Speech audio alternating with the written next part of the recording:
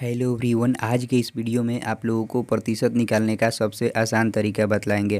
तो यदि आप लोग भी यह तरीका सीखना चाहते हैं तो इस वीडियो को ध्यानपूर्वक ही देखते रहिएगा। तो देखिए, आप लोगों को सिखलाने के लिए हम यहाँ पर एक सवाल लिए हुए हैं। जो सवाल है 500 का 5% कितना होगा। तो चलिए इस सवाल को हल करते हैं और आप लोगों को सिखलाते हैं। तो देखिए, जब भी आप लोग इस तरह के प्रतिशत वाले सवाल को हल कीजिएगा तो यहाँ से जो इतना पार्ट है ना, जहाँ पर हम लकीर खींच रहे हैं, इतना पार्ट को आप लोग ध्यानपूर्वक देखिएगा और समझिएगा।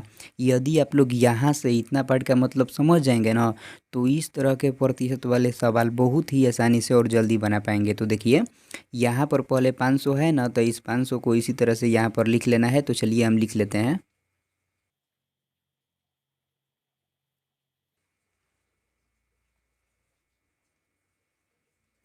देखिए, यहाँ पर क्या है, यहीं पर आप लोगों को समझने की ज़रूरत है।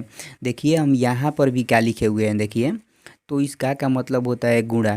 तो देखिए, इस का भी मतलब होगा गुणा, इसलिए इस का के लिए यहाँ पर गुणा का चिन्ह दे देंगे। देखिए, यहाँ पर 5 है तो इस 5 को इसी तरह से यहाँ पर लिख लेना है। तो चलिए हम लिख लेते हैं। देखिए, यहाँ पर प्रतिशत का चिन्ह है, थोड़ा सा आप लोग फिर से ध्यान दीजिएगा। देखिए, हम यहाँ पर भी प्रतिशत के चिन्ह दिए हुए हैं, देखिए। तो इस प्रतिशत के चिन्ह का अर्थ होता है 1/100। तो इस प्रतिशत के चिन्ह का भी अर्थ होगा 1/100। इसलिए इस प्रतिशत के चिन्ह के लिए इस 5 के गुणे में 1/100 लिख लेंगे, कुछ इस तरह से। ऐसे ही आप लोगों को भी लिख लेना है।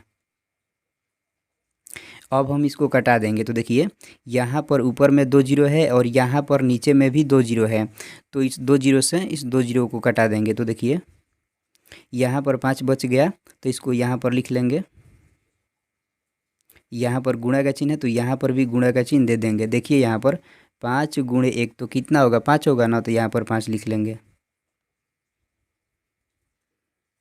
देखिए, 5 गुणे 5 तो 5 कितना होता है, 25 होता है। तो यहाँ पर 25 लिख लेंगे। तो यही हम लोगों का आंसर हो जाएगा।